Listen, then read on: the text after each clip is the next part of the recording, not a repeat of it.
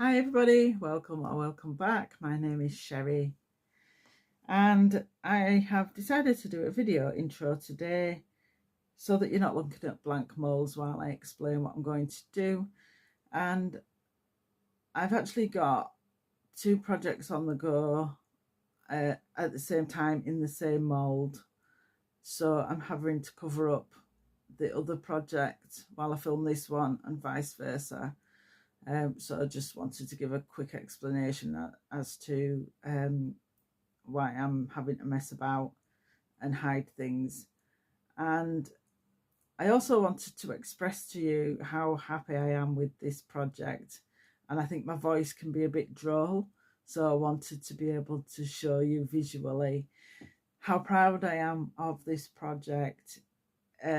It's not something I've done before, and I didn't plan it because I actually rescued some resin from different project that failed, and considering all that, I'm really chuffed with it, and I hope you will be too. And finally, I think this is a fitting tribute to joining for the first time the Coasting Through the Week collaboration with Resin Me Up, Marvellous Artsy, and Epoxy Me That, and I hope to join many more. So I thought it was about time I brought myself out of my shell. So here I am, and I hope you enjoy the video, and I hope you like my channel and check out my other videos and subscribe to watch future ones. Thank you so much. So after that exciting intro, we have skipped ahead to where I have decided what my new project is going to be. I have stuck some, as you can see, fish and lily pad stickers onto those previously potentially wasted coasters. I have actually started the original project again in the middle section, which is why I've got a board over it to stop you from seeing that, because that will be a separate video. I'm not sure which order they'll come out in, so you may have already seen what the other project was. Now I am trying to plan how I can put some sand and shells into this to make it more of a scenery. If I had known I was going to be doing a scenery before I started, then I would have put sand and shells at the bottom of the coaster. So I am going to utilize these other two coasters to put some sand and shells in. And then the plan is to move those coasters with the fish stickers on over on top of the sand and shells. It doesn't work out, and it will become clear why later on in the video. I also kept forgetting the difference between a beach and a pond or lake. I don't think you get sand and shells in ponds or lakes. And on the flip side, I don't think you get lily pads in the sea. So I was having an identity crisis on behalf of my coasters. Regardless, I plod on with a beach theme. So quite clearly here I am mixing up some sand into my resin. And I've jumped ahead to where I have poured my sand layer and I'm putting some shells on. And in a few moments I will be putting some grass in. It's the grass that I used in my Jurassic video. Obviously you don't get grass on the beach or in the sea. This was just used to represent a mossy look, like what you would get sometimes on the sides of shells. So I'm just placing some little bits down in between where there are some gaps in the shells. On the top coaster there are less shells than in the bottom one, and that is because with me planning to move those fish sticker coasters over and place them on top of the shells. I'd sort of planned out by eye where there was a large blank space with no sticker, so that it would look like the fish are swimming next to the beach area, next to the actual coastline where the beach and the shells start. So on the top coaster there was less of a blank space than on the bottom coaster, so I adjusted the shape, the pattern of shells accordingly. And here, and I can't remember why, I decided to put little flecks of the grass all around the edges of the coaster. I don't remember my theory behind that at all.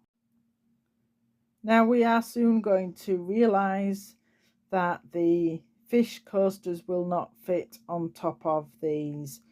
The original amount of coaster space used was 70 millilitres, as you know. So then when I did the sand and shells, I can't remember if I did 30 or 40 millilitres, but that's for a total of 100 or 110, I can't remember. But I didn't get the resin to cover the shells fully, so it didn't make a flat surface for the fish coasters to sit on. So I topped them up again with another 10 millilitres. So in total, the sand and shell coasters should have only been 50 millilitres thick. Add to that the 70 mils for the fish coasters. That should have been a total of 120 mils. So I should have still had 20 millilitres spare after putting the fish coasters in. Also, I thought. Literally, as I record this voiceover, I think I realise where my maths went wrong. If I put sand in 30 millilitres of resin, did that actually double the volume to 60 millilitres? So now I have to change my plans again. Now, those coasters, at least they've got some sort of design on them, so I don't feel like I've wasted the resin. I'll still keep them. So now, having realised that lily pads don't sit on the ocean, I am putting new fish stickers down without the lily pad. I'm going to attempt to do multi-level fish so that it looks that there are fish at different depth. Now that is a bit hard to do with stickers, to be fair. They're so flat that you can't tell, but that was just the theory anyway.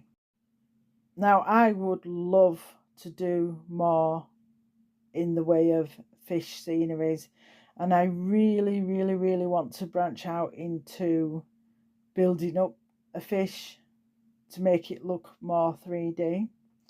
I'll probably mention that again later. For now, I'm putting some more shells on and a bit more grass to look a bit more mossy. And again, there is hindsight at play here.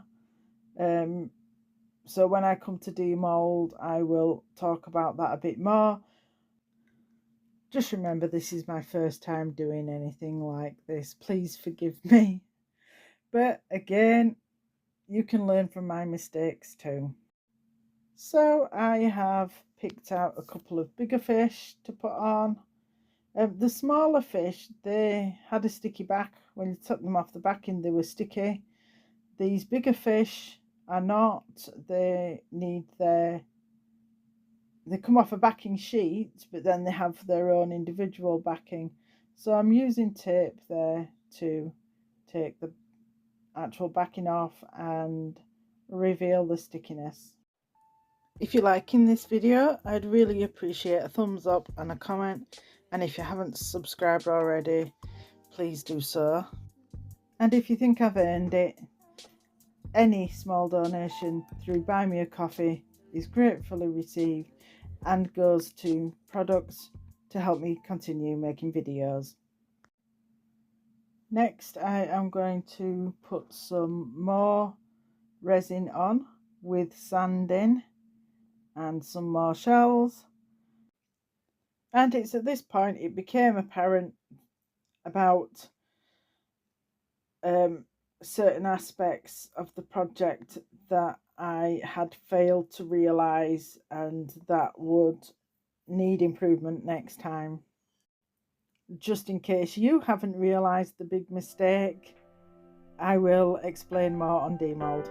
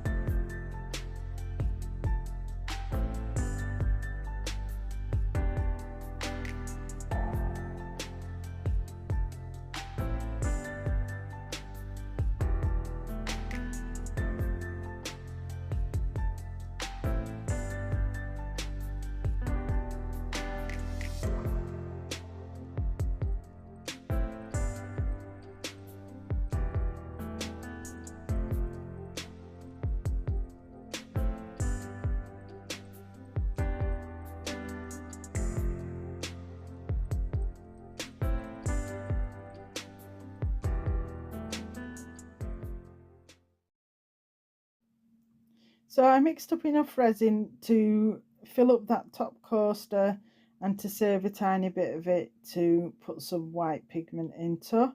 So I'm going to make some froth to look like where the waves have crashed against the beach.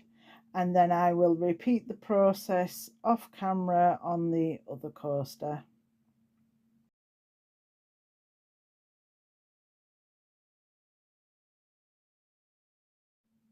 And now we come to the end of the project and demold time.